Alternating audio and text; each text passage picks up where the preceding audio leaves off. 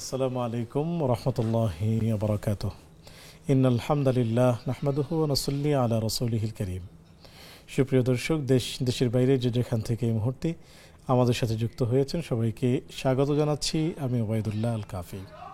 দেখছেন আপনাদের প্রিয় চ্যানেল নেক্সাস টেলিভিশনের নিয়মিত আয়োজন ব্যাকম্যানস বিস্কিটস নিবেদিত ইসলামী জীবন বিধান।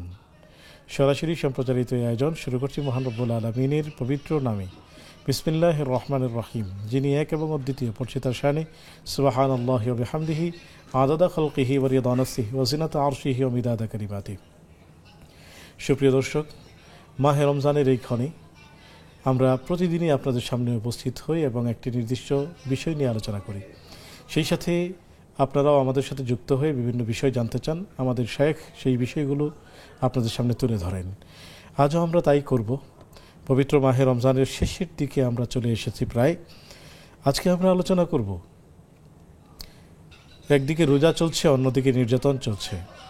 তো নির্যাতিত মুসলিম উম্মাহ, তাদের জন্য আমাদের কি করণীয়? নির্যাতিত মুসলিম উম্মাহ, এই বিষয়টি নিয়ে আলোচনা করার জন্য স্টুডিওতে আমন্ত্রিত হয়েছেন আমাদের অত্যন্ত শ্রদ্ধাভাজন ব্যক্তিত্ব, আমাদের শায়েখ, আমাদের উস্তাদ মুহাদ্দিস মুফতি আব্দুস সালাম হাফিজাহুল্লাহ। আমরা শায়েখের সাথে সালাম বিনিময় করে নিচ্ছি। আসসালামু আলাইকুম রহমতুল্লাহি ওয়া বারাকাতুহু। ওয়ালাইকুম আসসালাম ওয়া রাহমাতুল্লাহি ওয়া বারাকাতুহু। উস্তাদজি কেমন আছেন? আলহামদুলিল্লাহ, আপনি কেমন আছেন? আলহামদুলিল্লাহ, আল্লাহ তাআলার মেহেরবানিতে আমিও ভালো আছি। আপনি অনেক কষ্ট করে, অনেক ব্যস্ততার মাঝেও আমাদের মাঝে এসেছেন, সময় দিচ্ছেন।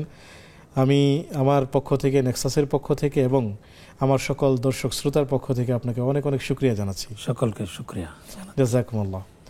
সুপ্রিয় দর্শক, আপনাদেরকেও প্রীতি ও শুভেচ্ছা জানাচ্ছি যারা এই মুহূর্তে নেক্সাসের পর্দায় চোখ রেখেছেন এবং এই আয়োজনটি উপভোগ করছেন। এলমেদিনের এই আয়োজন নিঃসন্দেহে ইবাদত। এলমেদিন অর্জন করা, এলমেদিন বিতরণ করা, দুটোই ইবাদত। সুপ্রিয় দর্শক, এই জমজমাট আয়োজনের সাথে আপনিও যুক্ত হয়ে যাবেন। স্ক্রিনে দেখানো হচ্ছে একটি নাম্বার, তা ব্যবহারের মাধ্যমে। একই সাথে ফেসবুক এবং ইউটিউবে সরাসরি সম্প্রচারিত হচ্ছে এই আয়োজন। মূল্যবান কমেন্টস করে আমাদের সাথেই থাকবেন। চলুন কথা না বাড়িয়ে আমরা শায়েখের কাছে যাচ্ছি। শেখ, বর্তমান সময়ে আমরা খুবই লক্ষ্য করছি, অনেক আগ থেকে হচ্ছে, আগে মুসলিমদেরকে অমুসলিমরা নির্যাতন করতো, নিপীড়ন করতো। এখন মুসলিমরাই মুসলিম নারীদের নির্যাতন করছে, নিপীড়ন করছে। তো নির্যাতিত মুসলিম উম্মাহ, এই ব্যাপারে উত্তরণের উপায় কি হতে পারে যদি বলতেন? ধন্যবাদ আপনাকে। আসলে বাস্তব ভিত্তিক একটি বিষয় তুলে ধরেছেন আপনি। আসলে বাদা আল ইসলাম গরিবা ওয়া সায়াউদু কামা বাদা। ইসলামের আবির্ভাবটা হয়েছিল ভিন দেশি, অচেন দেশি মুসাফিরের মতো, মানুষ চিনত না। এরপরে যখন এর আকর্ষণ বাড়ল এবং এর বিস্তৃতি ঘটল, তখন মুসলমানরা এই বিশ্বের সব জায়গায় ইসলামের পতাকা উড্ডীন করেছিল। কিন্তু পরিশেষে আবার সেই যেন মুসলমানদের উপর সে আগের আবু জাহালদের, যেমন হজরত সুমাইয়া রাদিয়াল্লাহু তাআলা আনহা, হজরত আম্মার ইবনে ইয়াসির রাদিয়াল্লাহু আনহু, তার বাবা ইয়াসির রাদিয়াল্লাহু আনহু, তাদের ফ্যামিলিকে শুধু ইসলাম আনার অপরাধে সুমাইয়া রাদিয়াল্লাহু তাআলা আনহাকে বর্ষা নিক্ষেপ করে আবু জাহেল শহীদ করেছিল। মুসলমানদের মহিলাদের মধ্যে সর্বপ্রথম তিনি শহীদ ছিলেন। এভাবে করে নির্যাতনের মাত্রা যখন একেবারে স্টিম রোলার খুব অতিমাত্রা চলল, বসবাসের অযোগ্য হয়ে পড়ল মক্কা, তখন সাহাবায়ে কেরামের কেউ কেউ এসে নবীজির কাছে বলতে লাগলেন, ইয়া রাসূলুল্লাহ, আমি কিচ্ছু করিনি, আমি হেঁটে যাচ্ছি, আমাকে গামছা দিয়ে পেঁচিয়ে ফাঁস দেওয়ার অবস্থা করে ফেললো, কোনো রকম জানটা বাঁচিয়ে এসেছে। তখন নবীজি সাল্লাল্লাহু আলাইহি ওয়াসাল্লাম আল্লাহর নির্দেশে তাদেরকে মাইগ্রেশন টু মদিনা, মদিনায় হিজরত করার জন্য অনুমতি দিলেন। আল্লাহ পাক অনুমতি দিলেন, গেলেন। সব শেষে রাসূল আকরাম সাল্লাল্লাহু আলাইহি ওয়াসাল্লাম ও যখন যাওয়ার জন্য চাইলেন, আবু বকর রাদিয়াল্লাহু তাআলা আনহু নবীজির সঙ্গে যাওয়ার আগে বললেন, ইয়া রাসূলুল্লাহ, আমিও পারছি না, টিকতে পারছি না, আমিও চলে যাই। নবীজি বললেন যে থামুন। তখন আবু বকর রাদিয়াল্লাহু তাআলা আনহু বললেন, ইয়া রাসূলুল্লাহ, আপনি কি আতাতমাউ আন ইউযানা লাকা লিল খুরুজ, আপনি কি আশা করছেন যে আপনাকে অনুমতি দেওয়া হবে হিজরতের? তখন নবীজি মাথা নেড়ে হাঁ সূচক উত্তর দিলেন। তখন আবু বকর রাদিয়াল্লাহু আনহু বললেন, তো মোক্ষম সুযোগ, আসহবা ইয়া রাসূলুল্লাহ, আমাকে সঙ্গে নেবেন, আমাকে সঙ্গে নেবেন। তো গেলেন সঙ্গে। তো যাওয়ার সময় তো যা হওয়ার তাই হলো। রাসূল আকরাম সাল্লাল্লাহু আলাইহি ওয়াসাল্লাম তার কাছে থাকা আমানতগুলো হযরত আলী রাদিয়াল্লাহু তাআলা আনহুকে তার বিছানায় শুইয়ে দিয়ে, কেউ যেন বলতে না পারে যে একজন মুসলমানের কাছে রাখা আমানত, নবীর কাছে রাখা আমানত নিয়ে তিনি চলে গিয়েছেন।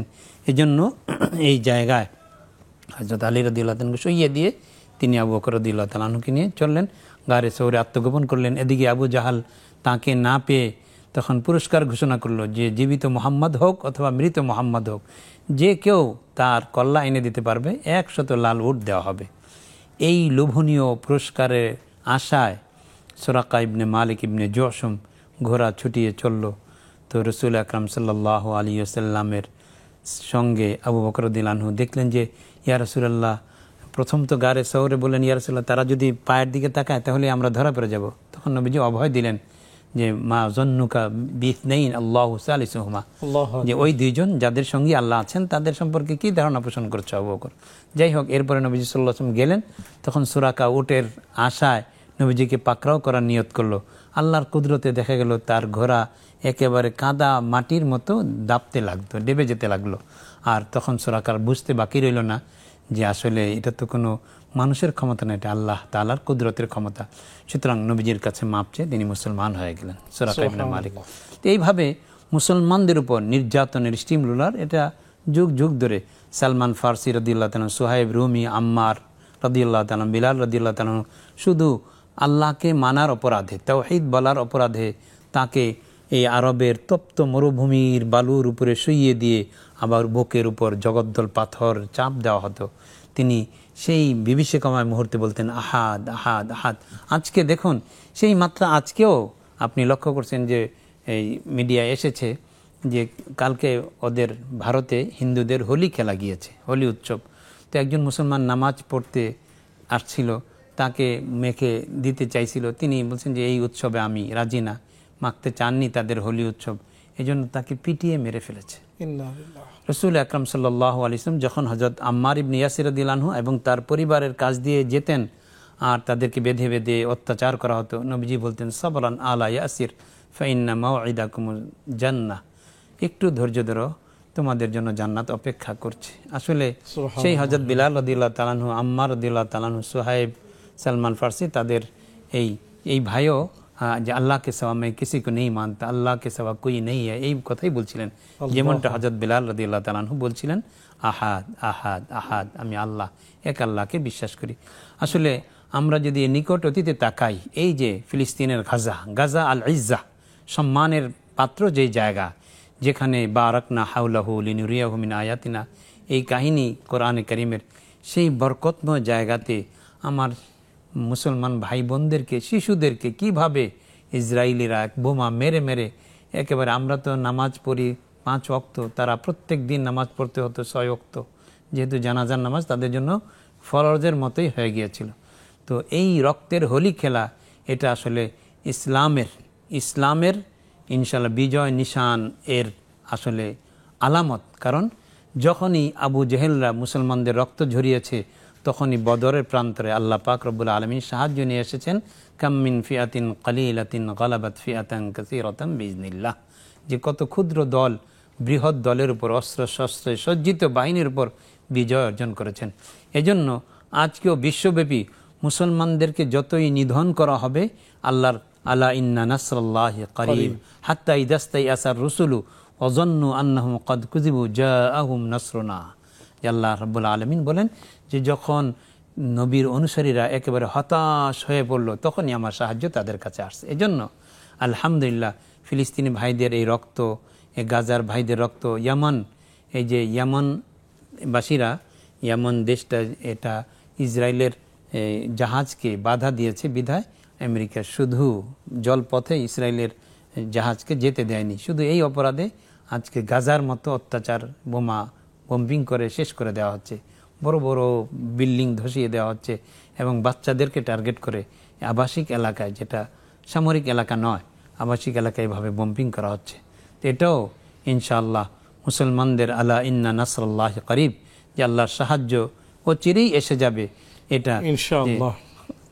खुदा फ़िज़ाई बदर पैदा कर खुदा तेरी मदद को, फरिश्ते तेरी मदद को उतर सकते हैं कतार अंदर कतार अब भी, যে কাতারে কাতার ফেরেশতারা আজও আসবে, তুমি বদরের মতো পরিবেশ, ঈমান তুমি তৈরি করো। ইনশাআল্লাহ শেখ আসবো, আরো শুনবো ইনশাআল্লাহ তাআলা। আমরা কখনোই কাফেরদের সামনে মাথা নত করব না ইনশাআল্লাহ। শেখ একজন দর্শককে যুক্ত করে নিচ্ছি। আসসালামু আলাইকুম ওয়া রাহমাতুল্লাহ। ওয়া আলাইকুম আসসালাম ওয়া রাহমাতুল্লাহ। ওয়া আলাইকুম আসসালাম ওয়া রাহমাতুল্লাহি ওয়া বারাকাতুহু। হুজুর ভালো আছেন? আমি আব্দুল জব্বার বলছি পাবনা থেকে। শুকরিয়া, স্বাগতম প্রিয় ভাই, প্রশ্নটি করুন।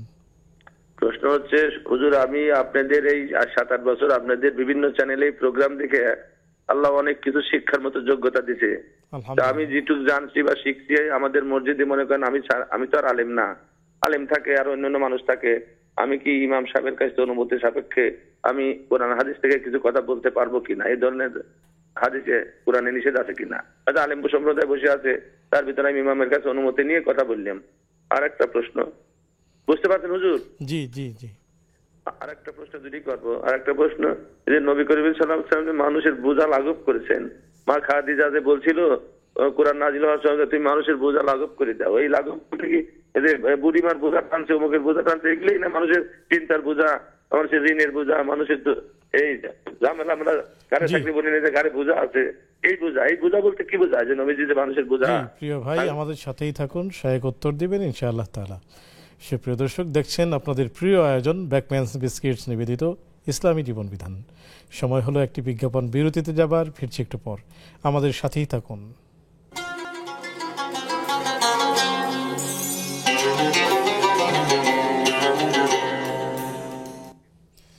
আসসালামু আলাইকুম রহমতুল্লাহি বারাকাতুহু।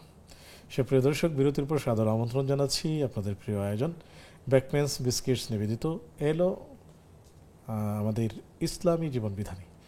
সুপ্রিয় দর্শক, আলোচনা করছেন আমাদের অত্যন্ত শ্রদ্ধাভাজন ওস্তাদ মুফতি আব্দুস সালাম হাফিজাহুল্লাহ, সাথে আছে আমি ওবায়দুল্লাহ আল কাফি। চলুন আমরা আলোচনা শুনতে শেখের কাছে যাচ্ছি। শেখ, আলোচনা শুনবো তার আগে আমরা দুটি প্রশ্নের উত্তর নিয়ে নিই।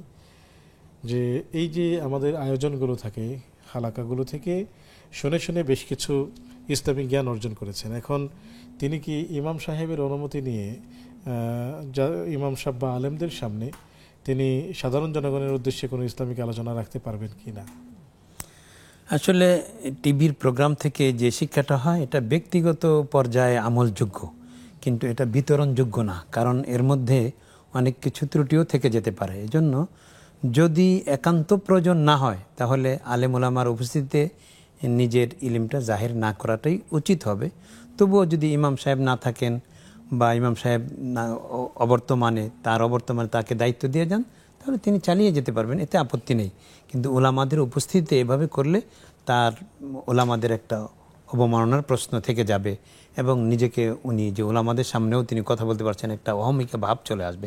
এই জন্য যা শুনছেন এটা আমলযোগ্য বাস, কিন্তু এটা বিতরণযোগ্য হয়ে ওঠেনি এখনও। উনি বিতরণযোগ্য হয়ে উঠবে তখন যখন নিজে নিজে কোরআন হাদিসের মিনিং বুঝবেন, নিজে তাফসীর করতে পারবেন। তো এই শুধু এই শুনে শুনে এটা সরাসরি একজন উস্তাদের সাথে রিলেশন ওনার থাকবে। হ্যাঁ, একজন উস্তাদের সোহবাতের মাধ্যমে তিনি যখন নিজেকে আরো পরিপূর্ণ করবেন তখন এটা তার জন্য উপযুক্ত হবে, এখনই উপযুক্ত হবে না এটা ওনার জন্য। জাযাকুমুল্লাহ। উস্তাদজি, একজন দর্শককে যুক্ত করে নিচ্ছি। আসসালামু আলাইকুম রহমতুল্লাহ। জি, কে আছেন আমাদের সাথে? আমি রাজশাহী থেকে মোহাম্মদ রেজাউল ইসলাম একটা প্রশ্ন করছি। আমাদের জি, টেলিভিশনের ভলিউমটি কমিয়ে তারপর প্রশ্ন করুন। আমি আমার বাড়ির পাশে একটা হাফিজিয়া মাদ্রাসা আছে, মাদ্রাসাতে নীলা বোর্ডিং আছে এবং 40-50 জন ছাত্র আছে, তারা হাফেজি পড়ে। তো হাফেজি ছাত্ররাকে ইফতারি করার বেশি নাকি না, যদি ইফতারিতে যে খরচটা হবে হয়তো 5,000 টাকা খরচ হলো, সেই টাকা যদি আমি লীলা বোর্ডিং এ দান করি তাহলে কোনটা তো বেশি নাকি একটু জানার জন্য। আর একটা প্রশ্ন আমার, জি, আর একটা প্রশ্ন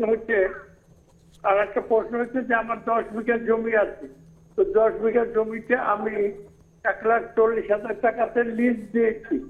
এখন এই লিজের টাকা জাকাত দেওয়া যাবে না, ধানের যে ধান উৎপাদন হয় জমির তার ওসুলের টাকা যা ওসুলের টাকা যা কোনটা? জি প্রিয় ভাই, আমাদের সাথেই থাকুন, শায়েখ উত্তর দেবেন ইনশাআল্লাহ তাআলা। আসসালামু আলাইকুম রহমতুল্লাহ। জি, কে আছেন আমাদের সাথে? আসসালামু আলাইকুম ওয়া রাহমাতুল্লাহি ওয়া বারাকাতুহু। ওয়ালাইকুম আসসালাম ওয়া রাহমাতুল্লাহি ওয়া বারাকাতুহু। জি প্রিয় বোন, স্বাগতম। আমার দুটো প্রশ্ন আছে। আমার হচ্ছে, প্রথমে আমি যদি শুকনা খাবার বাসা থেকে কোনো শুকনা খাবার দিই, তারপরে 50, 100, 200 এরকম যদি দিই, তাহলে এটা কি আমার দান খয়রাতের মধ্যে কি গণ্য হবে? দান সাদকার মধ্যে কি গণ্য হবে? আর একটা প্রশ্ন হচ্ছে, আমি কোরআনকে অনেক ভালোবাসি, মহব্বত করি হুজুর। আমি সেজন্য এই মুহূর্তে কোরআন পড়তেছি, কিন্তু শিখছি, নতুন করি।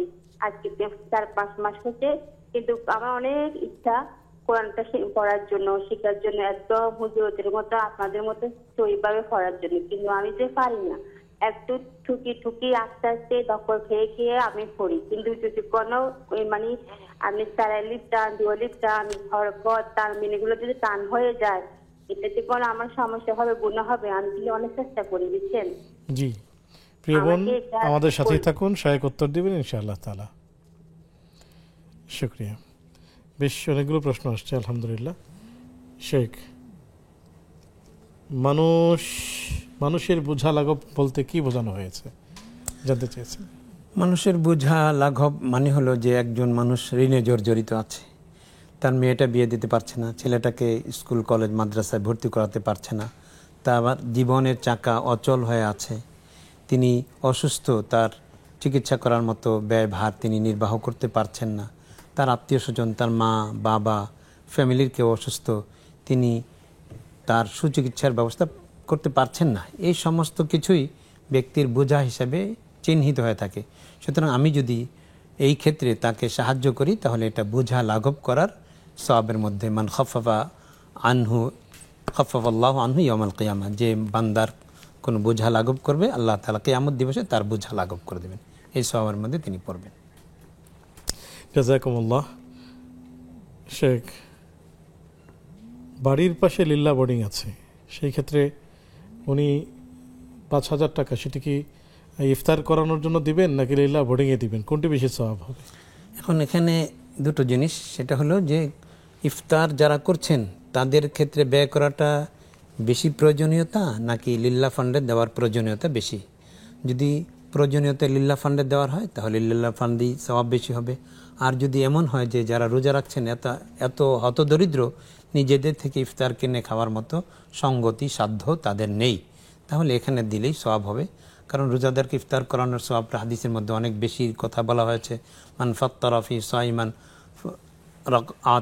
আতাকাল্লাহ গাফারাল্লাহু লাহু আতাকাহু মিনান নার ওয়া কানা লাহু মিসলু আজরিস সাইম। যে ব্যক্তি রোজাদারকে ইফতার করাবে, তার গুনাহ মাফ করে দেবেন আল্লাহ তাআলা, এবং তার জন্য জাহান্নাম থেকে মুক্তির সনদ দিয়ে দেওয়া হবে। এবং রোজাদার যা সওয়াব কামাই করলো রোজা রেখে ইবাদত করে, সম্পূর্ণ সওয়াব সমপরিমাণ তাকেও দেওয়া হবে, রোজাদারের কোনো রকম সওয়াব কমতি না করে। এই সুতরাং যদি প্রয়োজনটা এখানে বেশি থাকে, তাহলে রোজাদারদের ইফতারের জন্য ব্যয় করলে সওয়াব বেশি হবে। জাযাকুমুল্লাহ। জি, 10 বিঘা জমিন আছে, তার উপরও তিনি 1,40,000 টাকা নিয়েছেন লিজ হিসেবে। এখন সেই জমির অসুর তার জাকাত আসবে নাকি এই 1,40,000 থেকে তার জাকাত আসবে? শেখ, আমরা এই প্রশ্নে আসব। একজন দর্শক অপেক্ষা করছেন, আমরা তাকে যুক্ত করে নিচ্ছি। আসসালামু আলাইকুম ওয়া রাহমাতুল্লাহ। ওয়ালাইকুম সালাম ওয়া রাহমাতুল্লাহি ওয়া বারাকাতুহু। ভাইয়া, আমার দুটো প্রশ্ন। জি। আমার প্রথম প্রশ্ন হচ্ছে যে আমার প্রতিবেশীর মধ্যে একজন ভ্যান চালক, তার মেয়ের বিয়ে। এখন আমাদের কাছে কিছু সাহায্য চাইতেছে। এখন আমরা কি জাকাতের টাকা থেকে ওনাকে কিছু সাহায্য করতে পারবো মেয়ের বিয়ের জন্য? জি, আর কোনো প্রশ্ন? আর একটা প্রশ্ন হচ্ছে যে দাজ্জালের ফিতনা থেকে বাঁচার জন্য যে 4টি দোয়া পড়া হয়, এগুলা কি ফরজ, সুন্নাত, ওয়াজিব, নফল সব নামাজে পড়া যাবে? জি জি, প্রিয় বোন, আমাদের সাথেই থাকুন, সহায়ক উত্তর দিবেন ইনশাআল্লাহ তাআলা। সুপ্রিয় দর্শক, দেখছেন আপনাদের প্রিয় আয়োজন ব্যাকম্যানস বিস্কিটস নিবেদিত ইসলামী জীবন বিধান। সময় হলো একটি বিজ্ঞাপন বিরতিতে যাবার, ফিরছি একটু পর, আমাদের সাথেই থাকুন।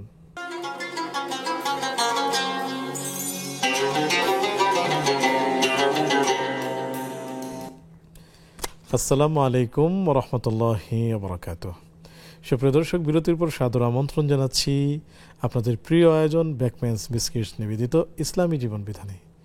আলোচনা করছেন উস্তাজ মুফতি আব্দুস সালাম হাফিজাহুল্লাহ, সাথে আছে আমি ওবায়দুল্লাহ আল কাফি। আলোচনা চলছে নির্যাতিত মুসলিম উম্মাহ, আর সেই সাথে পেয়েছি আপনাদের বেশ কিছু প্রশ্ন। জানতে চলে যাচ্ছি সরাসরি শেখের কাছে।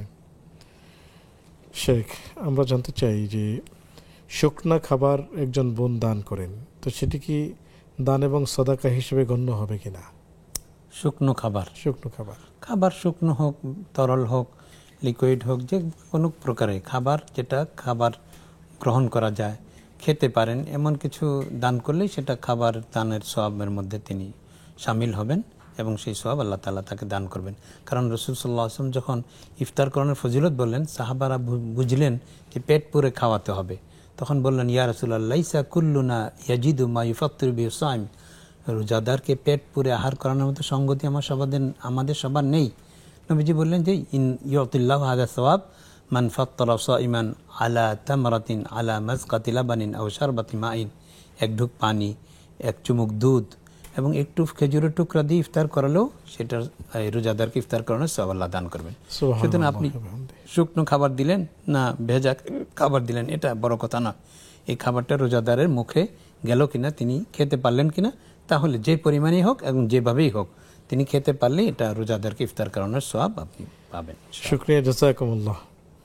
ওস্তাদ, অনেক প্রশ্ন আছে, তার মধ্যে আমরা একজন দর্শককেও যুক্ত করছি। আসসালামু আলাইকুম ওয়া রাহমাতুল্লাহ। ওয়ালাইকুম আসসালাম ওয়া রাহমাতুল্লাহ। জি, স্বাগতম। জি ভাই, আমি খুশিদা বেগম বলছিলাম। জি, স্বাগতম, আপনাকে প্রশ্নটি করুন। জি, ঢাকা, আমি বাচ্চা দেখে বলছিলাম ভাইয়া, আমি জানতে চাচ্ছি কোরআনে খতম হইলে কেমন করে দোয়া করতে হবে, আল্লাহ দোয়া কবুল করবে, এটা একটু আমি জানতে চাচ্ছি। আমি সারা বছর কোরআন তেলাওয়াত করে রোজার আগেও আমি একটা খতম করছি, এখন একটা খতম হবে। জি, আরো কোনো প্রশ্ন? আমাদের সাথেই থাকুন, শেখ উত্তর দিচ্ছেন ইনশাআল্লাহ তাআলা। শেখ, আমাদের একজন বোন কোরআন আমাদের মতোই পড়তে চান, হাফেজ এবং ওলামা একরামের মতো পড়তে চান, কিন্তু দীর্ঘ পরিশ্রম করেও চর্চা করেও তিনি সেটি শিখতে পারেননি, মদ গুনায় ভুল হয়। তো সেই ক্ষেত্রে তার গুনাহ হবে কিনা রমজানে যে তিলাওয়াত করছেন? আসলে বর্তমানে মহিলাদের তিলাওয়াত শুদ্ধ করার জন্য মহিলাদের মাধ্যমে অনেক প্রয়াস চলছে, অনলাইনে অফলাইনে। সুতরাং এই বোন যদি তাদের সাথে যুক্ত হয়ে চেষ্টা করে যান তাহলে তিনি শুদ্ধ করতে পারবেন। তবুও তার দিল থেকে শুদ্ধ করার পর্যায়ে তার তিলাওয়াত করতে মন চায়, সেই হিসেবে যদি তিলাওয়াত করে যান এবং কিছু ভুল থেকেও যায়, তবু আল্লাহ তাআলা তাকে তিলাওয়াতের পূর্ণ সওয়াব দান করবেন ইনশাআল্লাহ। এটা তার ব্যক্তির অন্তরের আগ্রহের কারণে। ইন্নাল্লাহা লা ইয়ানজুরু ইলা সুওয়ারিকুম ওয়া আমওয়ালিকুম ওয়ালাকিন ইয়ানজুরু ইলা কুলুবিকুম ওয়া আমালিকুম। অন্তরকে আল্লাহ তাআলা দেখেন।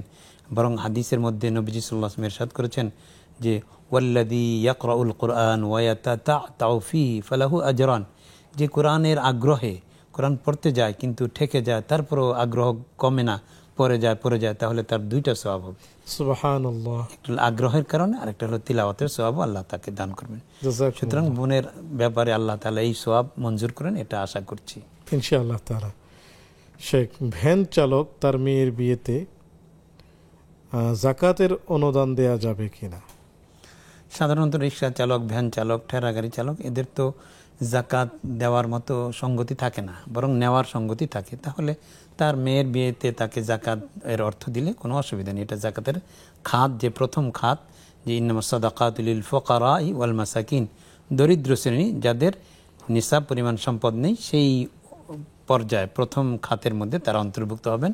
সুতরাং ভ্যান চালক ভাইয়ের যদি একেবারে যেই সম্পদ থাকলে তার নিজের উপর জাকাত আসে এই পরিমাণ না থাকে, তাহলে তার মেয়ের বিবাহ উপলক্ষে তাকেও জাকাত দেওয়া যাবে। জাযাকুমুল্লাহ। শেখ, দাজ্জালের ফিতনা থেকে বাঁচার দোয়াটা জানতে চেয়েছেন। আল্লাহুম্মা ইন্নী আউযু বিকা মিন ফিতনাতিল মাসিহিদ দাজ্জাল। এটা রাসূল সাল্লাল্লাহু আলাইহি ওয়াসাল্লাম সবসময় পড়তেন, আর বিশেষ করে জুমার দিনে সূরা কাহাফ পড়লে ইনশাআল্লাহ দাজ্জালের ফিতনা থেকে মুক্ত থাকবে, এই মর্মে নবী সাল্লাল্লাহু আলাইহি ওয়াসাল্লাম হাদিসের মধ্যে সুসংবাদ এবং ভবিষ্যৎবাণী করেছেন। আলহামদুলিল্লাহ। একজন জানতে চেয়েছেন যে কোরআনুল কারীম খতম করেছেন, এখন কি দোয়া করবেন? কোরআনে কারীম খতম হয়ে গিয়েছে, এটাই দোয়া। মান শাগালাহুল কোরআন আন মাসআলাতি উতিহি আফদালা মা উতিস সাইলিন। যে যারা কোরআন পড়তে গিয়ে আমার কাছে চাইতে পারে না, আমি না চাওয়ার কারণেও কোরআনের সাথে মগ্ন থাকার কারণে আমি যারা চায় তাদের ডবল দিব। সুতরাং কেউ যদি আমাদের সমাজে এটা মনে করা হয় যে আমি কোরআন খতম পড়লাম, তো এটাকে আরেকজনের মাধ্যমে আল্লাহর কাছে পৌঁছাতে হবে, যেটাকে আমাদের পরিভাষায় বক্সানো বলে, যে হুজুরের কাছে বলে দিয়ে সেই 2-4টি টাকা দেওয়া হয় যে এই কোরআন খতম পড়েছি আমি, আমার নামে বক্সাইয়া দিন। এইগুলোর একবারে ফুললি ফর্মালিটি, এটার কোনো দরকার নেই। আমি পড়েছি, আল্লাহ তাআলা অবশ্যই উদউনি আস্তাজিব লাকুম। হ্যাঁ, ওইদা সাআলাকা ইবাদি আন্নী ফাইন্নী করিব উজিবু দাওয়াতাদ দাঈ ইযা দাআন। আল্লাহর বান্দা আল্লাহকে ডাকলে আল্লাহ বলেন যে আমি কাছে আছি, তুমি মাঝখানে মাধ্যম সৃষ্টি করো না। সুতরাং হুজুরের কাছে বললেই যে আমার কোরআনটা আল্লাহ কবুল করবেন, আর তার কাছে তার মাধ্যমে না বক্সাইলে এটা কবুল করবেন না, বিষয়টি এমন নয়।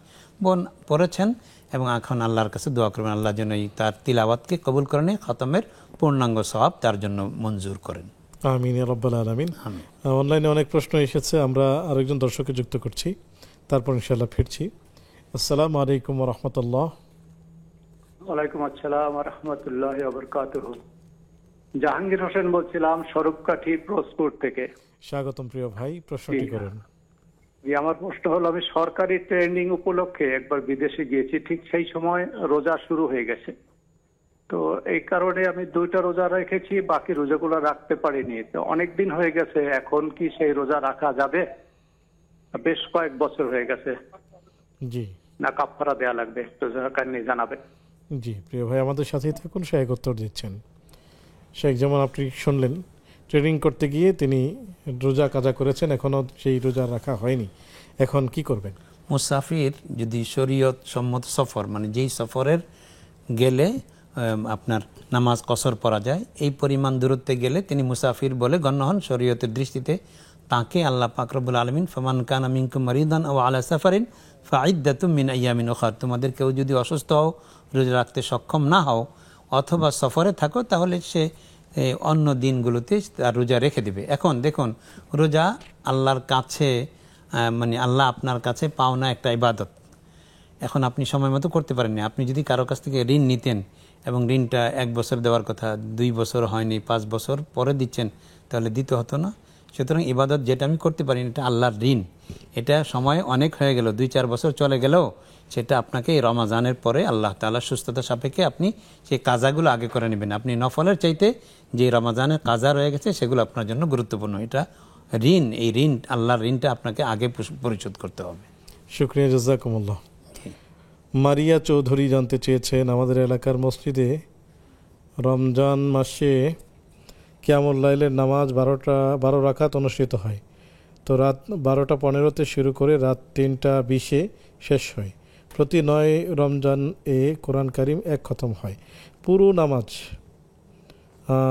জানতে চাচ্ছেন যে পুরো নামাজেই কোরআন তেলাওয়াত হয়, এতে কি ফজিলত আছে? পুরো নামাজে যে কোরআন তেলাওয়াত হচ্ছে, এতে কি কোনো ফজিলত আছে? অবশ্যই। কোরআনে কারিম পড়াটা, এটা মাহে রমজানে আল্লাহ রাব্বুল আলামিন এটার সুযোগ দিয়েছেন, যে রাসূল সাল্লাল্লাহু আলাইহি ওয়াসাল্লাম ইরশাদ করেছেন, ইন্নাল্লাহা ইয়ানজুরু ইলা আমালিকুম ফাআরুল্লাহু মিন আনফুসিকুম খায়রা। আল্লাহ রমজানে তোমাদের আমল প্রত্যক্ষ করছেন, সুতরাং আল্লাহকে বেশি বেশি আমল দেখিয়ে দাও।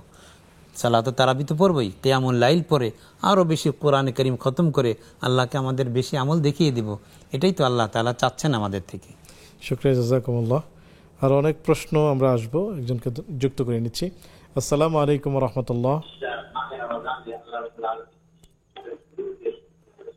জি প্রিয় ভাই, টেলিভিশনের ভলিউমটি কমিয়ে প্রশ্ন করুন। আসসালামু আলাইকুম। ওয়ালাইকুম আসসালাম। আমি একটা প্রশ্ন করেছি, আমি আমার আপন ভাই, জি, আমার আপন ভাই এই যে কিছু টাকা, অনেক টাকা দিয়েছিলাম, কিন্তু আমি এই টাকাটা আমার ভাই দিতে পারতেছে না, বর্তমানে অনেক অসহায় হয়ে গেছে। তাই আমি আমার জাকাতের টাকা দিতেছি, ভাইকে দিতে পারবো? আর সেই জাকাতের টাকা দিয়া আমি কিছু ঋণ পরিশোধ করতেছি তার, আর কিছু টাকা আমি কাটে রাখতেছি, কিছু তার হাতে দিতেছি, আর কিছু আমি টাকা পরিশোধ করে রাখতেছি। এটা কি আমার ঠিক আছে? জি প্রিয় বোন, সাথেই থাকুন, শেখ উত্তর দিচ্ছেন। শেখ, যেমনটি আপনি শুনলেন যে ভাই গরিব হয়ে গিয়েছেন, টাকা নিয়েছিলেন, দিতে পারছেন না, এক্ষেত্রে বোন তাকে জাকাতের অর্থ দিতে যাচ্ছেন এবং তার আরও যে ঋণ আছে কিছু অর্থ দিয়ে ঋণ পরিশোধ করতে যাচ্ছেন, আর কিছু অঙ্ক লিকুইড মানি তার হাতে দিতে চাচ্ছেন। ঠিক আছে কিনা? হ্যাঁ, জাকাত ভাই বোনকে, বোন ভাইকে দিতে পারবে, শুধু নিজ সন্তান আদি, নিজ আপন নাতি নাতনি এদেরকে দিতে পারবে না। এবং মা বাবা, দাদা দাদি তাদেরকে, মানে আমাদের পরিভাষায় যেটাকে বলে উসুল এবং ফুরু, অধস্তন এবং ঊর্ধ্বস্তন, এই জাতীয় যাদের মাধ্যমে আমি আপনি দুনিয়া এসেছি, বাবা দাদা দাদি, তাদেরকে দেওয়া যাবে না, মাকে দেওয়া যাবে না, বাবাকে দেওয়া যাবে না। আমার মাধ্যমে যারা দুনিয়া এসেছে, সন্তান, তাদের সন্তানরা, এদেরকে দেওয়া যাবে না। ভাই ব্রাদারকে তো দেওয়া যাবে। আর ভাই যেহেতু জাকাত উপযুক্ত এবং তিনি বোন থেকে ঋণ নিয়েছিলেন, ঋণ আদায় করতে পারছেন না, এর মানে এই নয় যে ভাই 10,000 টাকা ঋণ নিয়েছিলেন, বোন বলবে যে ওই টাকাটা জাকাত হিসাবে আমি কেটে দিলাম, তা না। বরং জাকাতের অর্থ তাকে দিতে হবে, এবং বোনের ঋণ যদি ভাই পরিশোধ করে তখন আবার ভাই থেকে বোন ঋণ গ্রহণ করবেন, ওই টাকাটাই, কোনো অসুবিধা নেই। কিন্তু যেটা আগে নিয়েছেন সেটা যদি জাকাত হিসেবে মাফ করে কাটাকাটি করে দেন, তাহলে এটা জাকাত আদায় হবে না। কারণ জাকাত মানে হলো তামলিক করে দিতে হবে। যেই অর্থটা আমি কাউকে জাকাত দিচ্ছি, এটা তার হাতে হস্তান্তর করে তাকে মালিক বানিয়ে দিলে জাকাত আদায় হবে। আর ঋণ তো সেটা আগে নিয়েছিলেন, সেটা তো তার হাত ছাড়া হয়ে গেছে, খরচ হয়ে গেছে, এটা তো এখন মালিক বানানোর কিছু নেই। এজন্য তাকে জাকাত দিতে হবে, এরপরে ভাই বোনের ঋণ পরিশোধ করবে ওই টাকা দিয়েই, সেটা ভিন্ন কথা। শুকরিয়া। জি, সুপ্রিয় দর্শক, দেখছেন আপনাদের প্রিয় আয়োজন ব্যাকপ্যান্স বিস্কিটস নিবেদিত ইসলামী জীবন বিধান। সময় হলো আরও একটি বিজ্ঞাপন, বিরতিতে যাবার, ফিরছে একটু পর, আমাদের সাথেই থাকুন।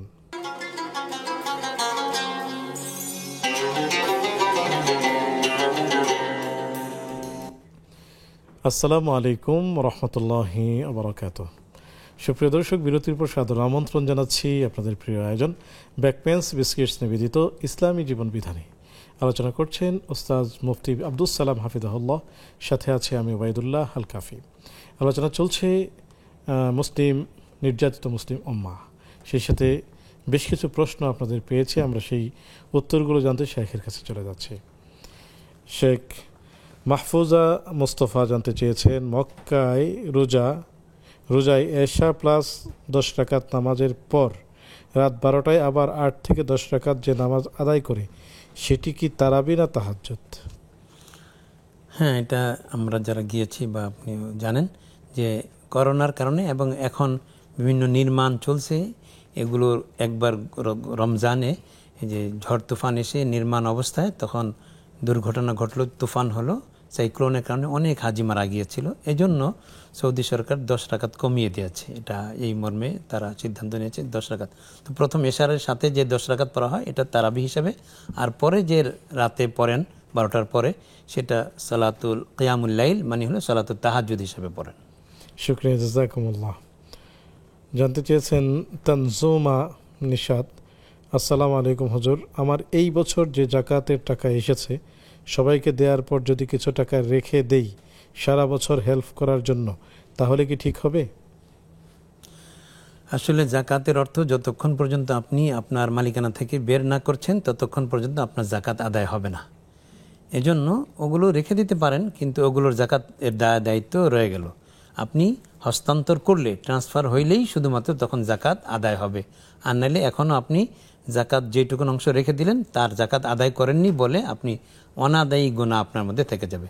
হ্যাঁ, একান্তই যদি এমন হয় যে যাকে দিচ্ছি তারও আবার প্রয়োজন হতে পারে, তাহলে তাকে দিয়ে আপনি আবার তার থেকে গচ্ছিত রাখুন, তাহলে আপনার দেওয়া হয়ে গেল, তার আমানত আপনার কাছে থাকলো, তাহলে আপনার গুনাহ হবে না। শুকরিয়া, জাযাকুমুল্লাহ। শেখ, মনের জিনা কাকে বলে এবং শাস্তি কি?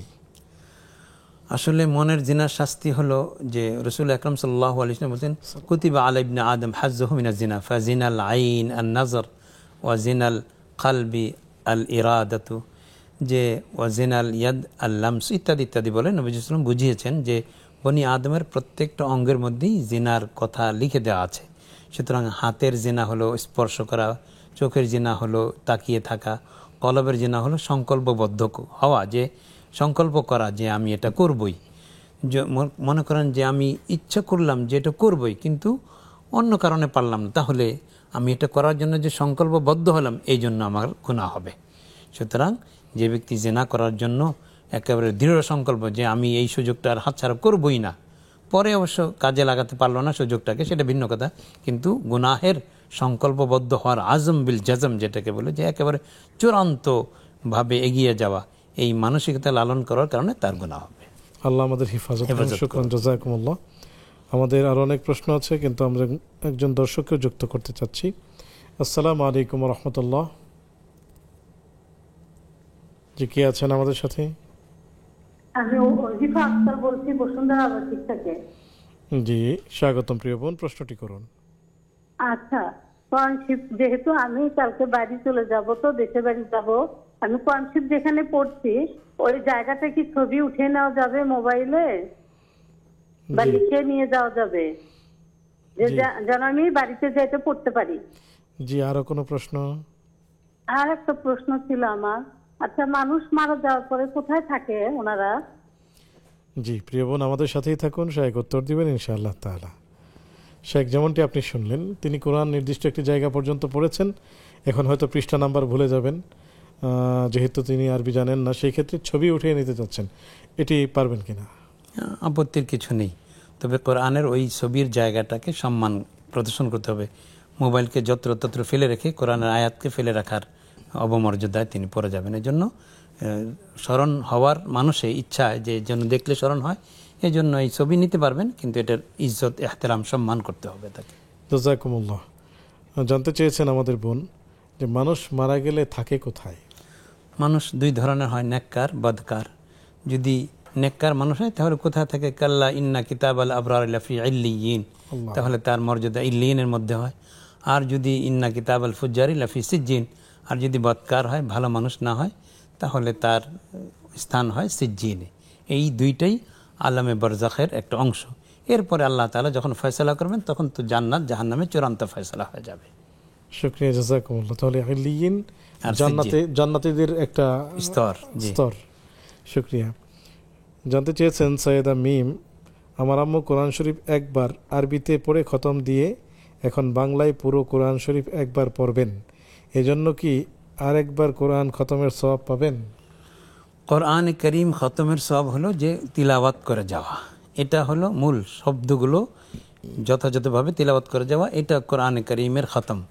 আর তফসির পড়বেন, সেটা পুরো কোরআন শরীফের হতে পারে, আংশিক হতে পারে, কিন্তু শুধু অনুবাদগুলো পড়ে গেলে তিনি খতমে কোরআনের সওয়াব পাবেন এমন কথা নয়। এটার আলাদা সওয়াব হতে পারে, হবে, কিন্তু শুধু অনুবাদ পড়ে গেলে তিনি আরেকবার কোরআনে কারীম খতম করেছেন এমনটা বলা যাবে না। শুকরিয়া, জাযাকুমুল্লাহ। শেখ বলছিলেন নির্যাতিত মুসলিম উম্মাহ, আমি যতটুকু আপনাদের কাছ থেকে শিখেছি, জেনেছি যে আমাদের ভারতীয় উপমহাদেশে দেবল বন্দরে একজন নির্যাতিত মুসলিমার ডাকে যিনি সাড়া দিয়েছিলেন হাজ্জাজ বিন ইউসুফ এবং মোহাম্মদ বিন কাসিমের যে বাহিনী জামাতা। আরও একটি বিষয় শুনেছি, যদি আমি আপনার কাছ থেকে একটু ডিটেলস শুনতে চাইব, যে তারেক বিন জিয়াদকে যে পাঠানো হয়েছিল স্পেনে, সেখানেও একজন খ্রিস্টান নারীর, নির্যাতিতা নারীর আহ্বানে তাকে সাহায্য করার ক্ষেত্রেই মুসা বিন নুসাইর তাকে পাঠিয়েছেন, যদি আমাদেরকে বলতেন। জি, আসলে এটা সুন্দর। এদেশে যখন কিনা আপনার হিন্দু রাজা দাহিরের দৌরাত্ম চলছিল, তখন একজন বোন কোরআন কারীম পড়ার, ইসলাম মানার অপরাধে তাকে যখন আঘাত করা হচ্ছিল, তখন তার সেই নির্যাতিত বোনের আহাজারি শুনে মূলত হাজ্জাজ বিন ইউসুফ, যিনি গভর্নর ছিলেন, তিনি তার জামাতা ও সেনাপতি মোহাম্মদ বিন কাসিম, যিনি মাত্র 17 বছরের যুবক ছিলেন। 17 বছরের যুবকরা আসলে অনেক কিছু করতে পারে, কারণ হযরত ইউসুফ আলাইহিস সালাম যখন কুয়ায় ফেলে দেওয়া হয়, তখন জুলেখা তাকে আহ্বান করে, তার পূর্ণ ইমানের বলে বলিয়ান থাকা, একেবারে দৃঢ়পদ থাকা, এই তখন অবস্থাটাও, তার বয়সও ছিল 17 বছর। সেই জন্য 17 বছরের যুবকরা আসলে অনেক কিছু করতে পারে, তার প্রমাণ ছিলেন হযরত ইউসুফ আলা নবিয়িনা আলাইহিস সালাতু ওয়াস সালাম।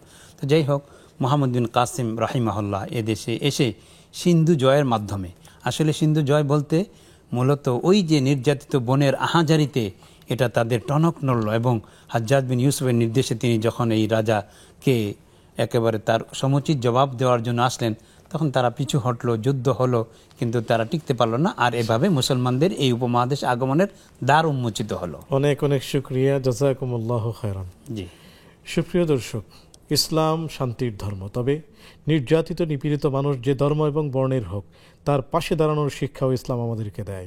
সুতরাং কেউ যদি নির্যাতন নিপীড়নের হাত বাড়ায় সেখানে মুসলিমরা বসে থাকবে না, এটিই হলো মুসলিমদের স্বভাবজাত ধর্ম। মুসলিম কাউকে আঘাত করবে না, কিন্তু নির্যাতিত নিপীড়িত মানুষের পক্ষে দাঁড়াবে ইনশাআল্লাহ তাআলা। আল্লাহ রাব্বুল আলামিন আমাদের সকল মুসলিমদেরকে এই সত্যটুকু জেনে এবং নির্যাতিত নিপীড়িত মাজলুম মানুষের পক্ষে দাঁড়িয়ে কাজ করার তৌফিক দান করুন। ওমা তৌফিক ইল্লা বিল্লাহ। আগামী পর্ব দেখার আমন্ত্রণ জানিয়ে আজকের মতো বিদায় নিচ্ছি। সে পর্যন্ত ভালো থাকুন, সুস্থ থাকুন। আসসালামু আলাইকুম ওয়া রাহমাতুল্লাহি ওয়া বারাকাতুহু।